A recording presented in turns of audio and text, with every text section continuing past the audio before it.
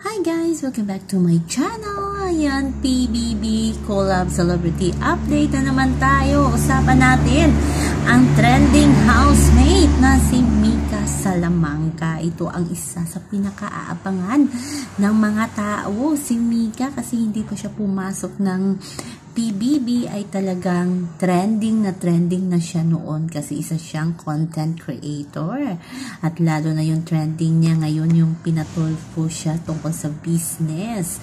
Pero klaro naman yung kay Mika. Ito na nga nakakatuwa, usapang loob ng PBB na tayo. Ayan, nag-uumpisa na si Mika.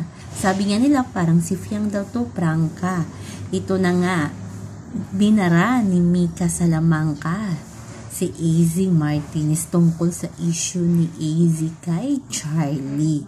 O diba kung maalala natin na parang hindi nagkaintindihan itong si AZ at si Charlie ata kasi ang pinakabata sa kanila is si Charlie, pero sabi ni AZ kay Mika habang nag-uusap sila sa pool area, sinabi niya na parang pero magkapareho rin kami ng ugali ni Charlie. Ay, pasimpleng nag-ismid si Mika at sinabi niya talaga ng prangkahan kay AZ na hindi kayo magkapareho, you're not the same attitude.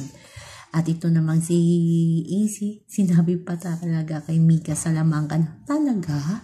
At ito na nga, nakakatawa ang expression ni Mika Salamanca.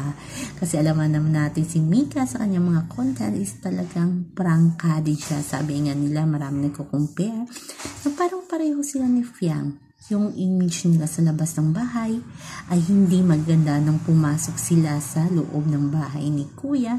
Pero malay natin, iba si Fiang, iba si Mika. O dyan kayo.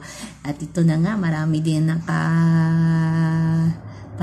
na parang bagay itong si Brent at si Mika. Paano yan maging live triangle si AZ? Kasi nga itong si AZ ay halatang type din si Brent, pero si AZ ay may boyfriend. Di natin sure kung si Mika Salamanca ay may boyfriend. Pero talagang iba talaga ang Mika Salamanca. Kaya marami din nag-aabang sa kanya sa loob ng bahay ni Kuya. Pero sabi nga ni Mika, matagal niya na talagang pangarap na makapasok sa loob ng bahay ni Kuya. At ito na nga nagkwento siya, diba, no first day, second day nila sa kanyang mga naging karahasan sa outside room na muntik na siyang nagpakakuan niya kasi nga sa mga issue na ibinabato sa kanya, hindi niya daw kinaya. At pero sabi niya, diba, nabilib naman si Ivana sa kanya kasi napaka-strong niyang tao. So yan lang po guys sa ating update. So yan, hanggang sa muli. Bye-bye. Always remember, wag po tayo magpaka-stress. Please like, share, and subscribe my channel para ma-update kayo sa mga bago kong upload. Bye-bye. So abangan na naman natin, painit na ng painit ang PBB Celebrity Collab